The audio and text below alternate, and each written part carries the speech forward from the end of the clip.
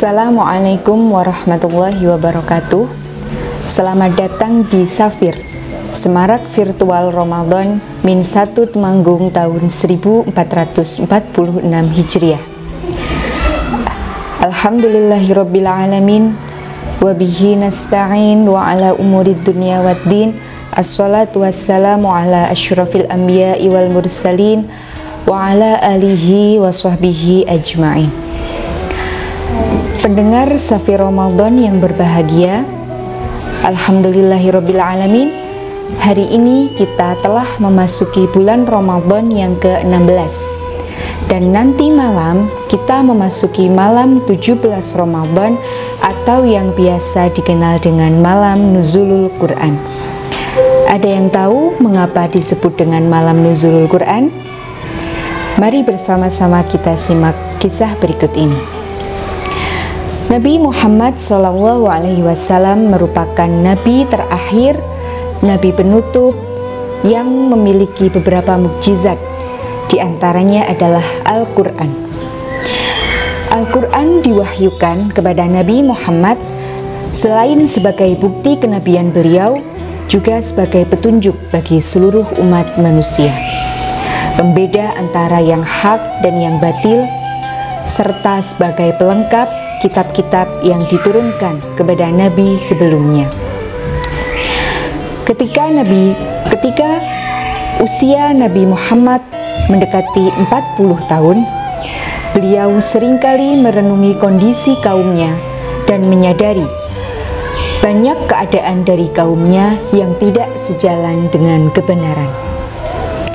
Karena hal tersebut, Nabi pun mulai sering beruzlah atau mengasingkan diri dengan bertahannuts di Gua Hira yang terletak di Jabal Nur. Dengan membawa bekal air dan roti gandum, beliau tinggal di gua tersebut. Beliau menghabiskan waktu untuk beribadah dan merenungi kekuasaan Allah yang sangat sempurna. Selama perenungan tersebut, beliau juga semakin menyadari keterpurukan yang dialami oleh kaumnya.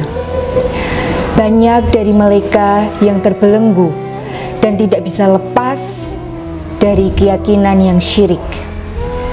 Namun, beliau belum memiliki jalan yang terang dan pedoman yang jelas mengenai bagaimana jalan yang harus ditempuh agar kaumnya bisa terbebas dari kesyirikan.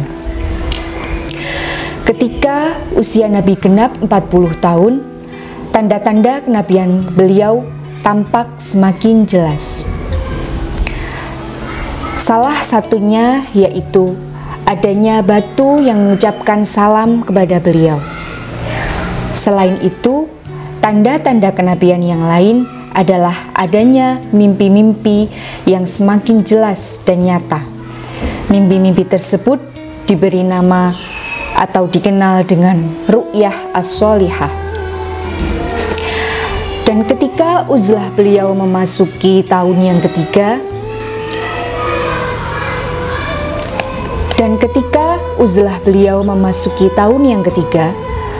tepatnya pada tanggal 17 Ramadan 610 Hijriah, Allah mengangkat beliau menjadi nabi, ditandai dengan diutusnya malaikat Jibril turun dengan membawa wahyu yang pertama kepada Nabi Muhammad bagi seluruh umat manusia. Malaikat Jibril datang kepada Nabi dengan berkata, "Iqra, bacalah." Nabi menjawab, "Aku tidak bisa membaca." Kemudian Nabi menjelaskan bahwa malaikat Jibril mendekap beliau dengan sangat erat, kemudian melepaskannya lagi dan berkata, "Iqra, bacalah." Nabi menjawab lagi, "Aku tidak bisa membaca." Kejadian tersebut berulang hingga ketiga kali. Dan pada ketiga kalinya, kemudian malaikat Jibril berkata, "Iqra bismi rabbikal ladzi khalaq, khalaqal insana min 'alaq, Iqra wa rabbukal akram, Alladzi 'allama bil qalam, 'allamal insana ma lam ya'lam. Bacalah dengan menyebut nama Tuhanmu yang telah menciptakan. Dia menciptakan manusia dari segumpal darah. Bacalah, dan Tuhanmu lah yang maha pemurah, yang mengajar manusia dengan perantara kolam atau pena. Dia mengajar manusia apa yang tidak diketahuinya. Setelah kejadian tersebut, Nabi Muhammad tergesa-gesa kembali ke rumah.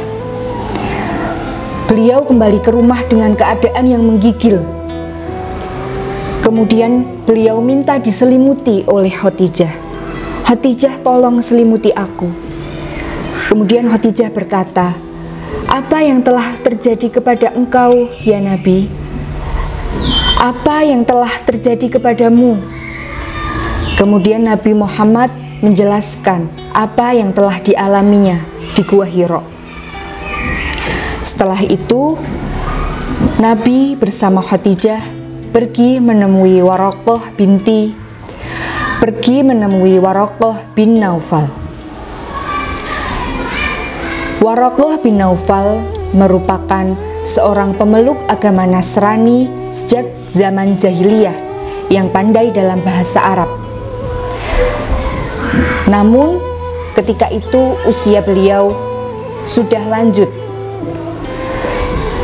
Setelah sampai di rumah Waraqah, Nabi Muhammad menceritakan apa yang telah dialaminya. Setelah sampai di rumah Waraqah, Nabi menceritakan apa yang telah dialaminya.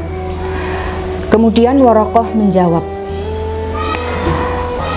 dia adalah Jibril atau namus yang pernah diutus oleh Allah kepada Nabi Musa.